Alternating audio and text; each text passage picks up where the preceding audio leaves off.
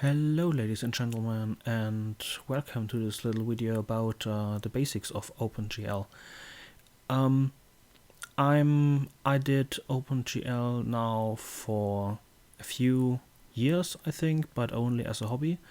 But in the beginning I really struggled to understand the main concept about OpenGL, its API, and how to use it in general. So if you have the same problems understanding what is a shader, how do I use a shader, and what is data, how I handle data, and how the graphics card sees data, I hope to can give you some hints and directions how to handle them in the future. So basically OpenGL is nothing else. How would I describe it? You're trying to communicate with another computer. So with OpenGL, you usually try to render something graphical, and that rendering doesn't happen on the CPU. So it renders on the GPU. And if you have a dedicated GPU and not one that is built in your CPU, then the RAM, so the memory that the GPU uses, is also dedicated. It's on its own platform combined with the GPU. So you have a different memory layout, a different place. That's the most important thing. You can't just create a vector and this vector is magically appearing on the GPU and you can use it in a GPU program. So you have to actively handle the data, and OpenGL gives you an API for that. And the GPU is also not running a simple executable like you would normally do on a CPU, where the executable is, and the process it starts it's a single massive thing where it has only, and in C++ mostly non-standardized ways of interacting with other processes or stuff. So what you want to do with a GPU is you need to memorize that it is a completely different system, so you have to handle it in that way. So to do that, you're writing GPU programs. A GPU program is commonly called a shader. But a shader, as I said, is not a simple executable. It's something that the GPU will start the same shader multiple times, sometimes several hundred or thousand times at the same time, and it will execute different data, but the control flow will be mostly the same, or at least if you want to take advantage of the GPU's parallel power, it should be mostly the same. So a shader looks a little bit like this. I took the code from Learn OpenGL. It's an excellent website for starting, but some things are explained a little bit extensively, and words are used that are not so easy to understand for a programmer that hasn't done anything like graphical programming. So that's what this video is for. So this is a shader program. I think it's the almost simplest version of a vertex shader. And you can read about what a vertex shader and a fragment shader is, but I wanted to explain how to use it. This is it's called a shader program, but that's what made that's what created the confusion in me, because you have to less treat it like a program but more like a function. A lot of APIs that try to include C++ code that runs on different entities like CPU and GPU, try to merge both of them. But in this case, we are not writing C++, we are writing a form, I think it's a subset of C with some already implemented classes like for vectors, because GPU is mostly stuff about vectors and matrices. And it looks for a ordinary programmer that has never done graphical programming before a little strange. What is this layout? What is this location? Why is it? What is this in? Okay, we can say it's an input, but where is the data coming from, and why it's standing up here, and why isn't it just in here like a function parameter? And I think HLSL, the graphics programming language that DirectX uses, makes this a little bit more clear, but it's also not doing all that great job in it. I try to simplify it and try to express it in C++ code. So if you have a look at that, that's basically the same shader code. GL position is an, as I said, is a superset of C. So GL position is an already like a global variable, but let's treat it the same here. And we are just assuming that vec3 and vec4 are also classes that are simple. What was it called? A tuple of float variables. So this lambda that I declared here is just like our shader program, but much more understandable. We have this vec3 function parameter, so we know this is coming from outside. This will be one vector. We will be working with this one vector, doing some computation on it, and that's it. And we will be using in a context where we have what's called, these are called buffers in OpenGL. So you will declare a buffer that's of some size, but to make it clearer in C++ code, it is just a vector of vec3 instances, and here with the for each function we will just iterate over that buffer. So every single vector in this buffer will be submitted to this lambda that we created up there, and that's about it.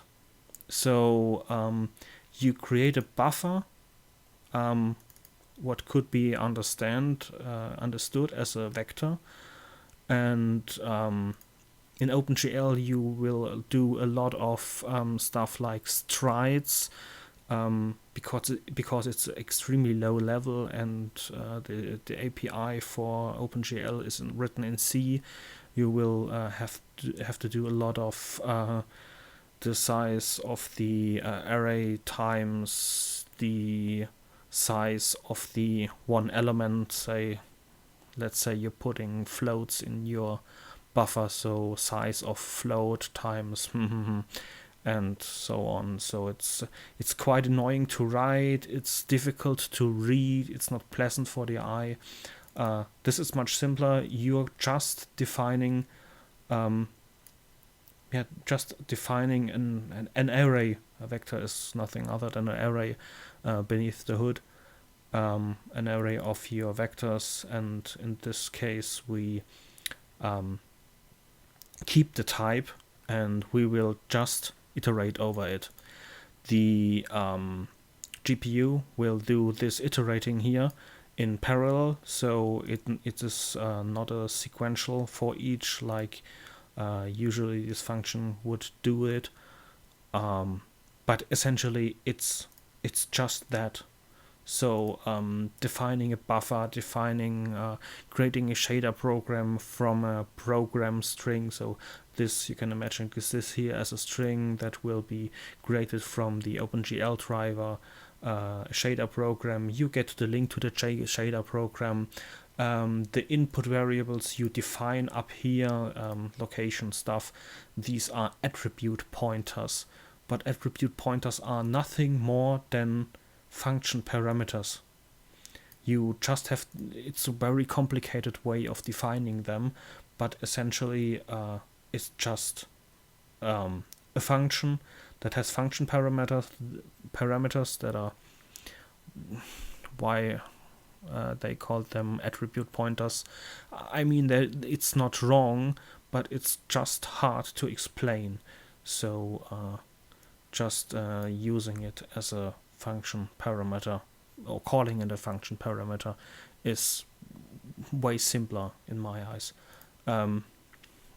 Just a note for the 100%ers about amongst you, I'm not using a reference or something. It's just for show. We can take also a little bit more complicated. So you have two layouts with locations 0 and 1. And as I said, these are just function parameters. And this down here, the main function, is our function body, our lambda body. And this has also an out color, an out parameter. It's basically a return. It is a return value of the function that is declared in here. But you can have multiple of these, so you can't express that very well in C++. Like in here, I could just put these down here, and this would also work. And if I had in the fragment shader similar variables then that had the same name, like our color 1 and our color 2, then I could access these values. But it's essentially just return parameters. So these are the function parameters. This is the return parameter, and this is the function body. Expressed in C++, it would be just like this. We have our apos and a color as a function parameter. Do some computing on it and return this color. We could return whatever else, maybe a class that represents or bundles multiple values in it, and it's then worked on by the fragment shader. But that would extend the I think I made a mistake here. That would extend the scope of this video, and this is exactly the same. I used a tuple here to emphasize it's just two vec3 instances combined.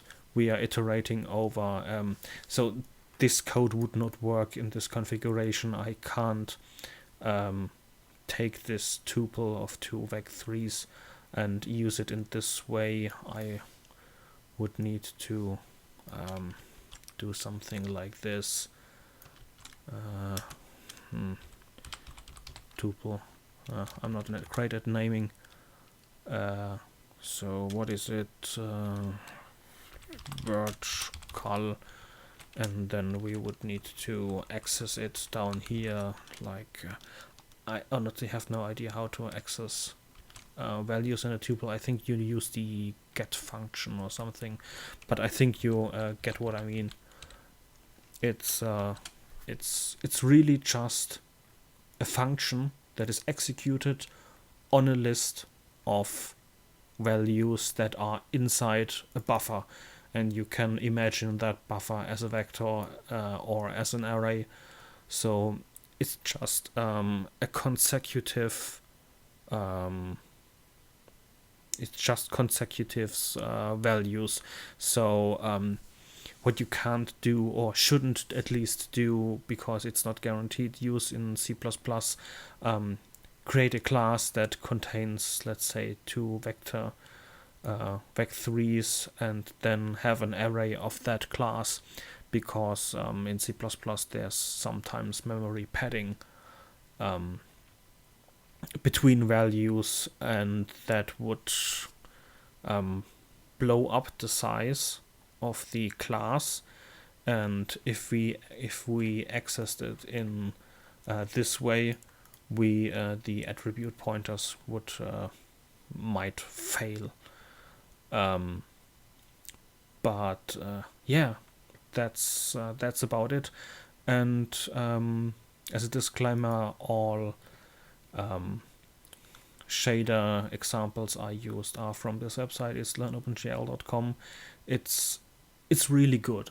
I think a lot of these tutorials are written very well, and there's a lot of highlighting. So in some of these code examples, you can you have a hover little hover window that explains what's beneath, and they are explaining all the attribute pointers, how to define them. So as I said, 6 times size of float. In my opinion, that's a horrible way. I understand why they did it, because it's a C API, and C doesn't have a very good way of communicating types, because C wasn't made for types in that way. And I think attributes like omit, I think with C++ 20 there were attributes like omit padding or something, so the data would really be tightly packed, and you didn't have to just use a plain array of floats. I think they have there it is. It's just a plain array of floats, and it's really just floats in there. And access them like that. Your location 0, location 1. So one stride would be it's 24 bytes, but it is 6 floats. One float is 4 bytes. So the first function parameter, the vertex data, that's in X, Y, and Z here is in from 0.0 to 3, because it's 1 to 3, and it's float. GL has its own enum for that, and it's 6 times the size float. So that's the stride, and that's the offset, and the color attribute needs to be offset as 3 times the size of float, but cast as a void pointer. In my opinion, that's horrible, really horrible for a newbie to understand. This website does a great job of explaining it, but I personally had to read it multiple times to understand it, to just get the concept. So it was way too hard to understand.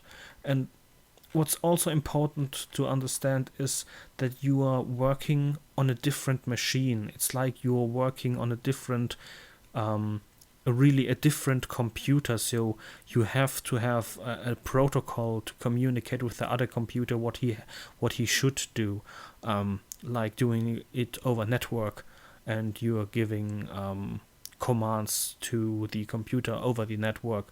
And OpenGL is basically like that, because a dedicated graphics card is communicating over PCI Express, and there is literally, it's almost no difference if you are communicating over PCI Express or via network. You just have to use a common protocol, and OpenGL is one of these protocols, and your graphics vendor implements the driver for it, but the OpenGL API is standardized. So I hope it helped you a little, because for me personally this video would have helped quite a lot, and it would have spared me some troubles of rereading the same stuff over and over and over, and trying a lot of things out. And because it's a C API, there are no compile time checks, you are only getting runtime checks, and well, compiling, no, it doesn't work, compiling, no, it doesn't work, compiling, no, it doesn't, why does it doesn't work? Oh, you forgot to say that is tried, and the second time is also 6 times the size of a float, but if you forget this little thing here, or you forget the 3, or you forgot the size of float, of course it's programming. If you forget something, you get rubbish out of it. But it's really hard to understand that this vertex attribute pointer, which is saying exactly nothing if you go from the name, but if there would be GL function pointer, a function parameter pointer, or something like that, it's or shader parameter pointer. So I have a shader program that's essentially a function that's executed on the GPU, and I have to write pointers in my buffer to where to get the values for the parameters that are fed into that function. That would have been so helpful, and it's so few lines to write, and it's so easy to explain. I'm not going to explain vertex attribute, what was it called? VAO, I think, vertex attribute object. Vertex array object. Yeah, what is a vertex array object? It's a nice concatenation of names, but it's essentially saying nothing. Only if you have insight into that and already know it. But if you already know it, you already know it. So there doesn't make any sense. Oh, and if you have a vertex array object, it has to so the vertex attribute pointers are bound to the vertex array object and not to your shader. So if you're using a shader and you're using a vertex array object, these pointers and the parameters in the shader have to align, and nobody is checking for you. You might get a runtime exception, but if you, let's say, using a shader that's executed very rarely in your program, and then there might be errors down the line and nobody checks for them because you're using arbitrary numbers in your code and it's just a C API, and well, nobody does the checking for you. So I hope this helped a little bit in the understanding.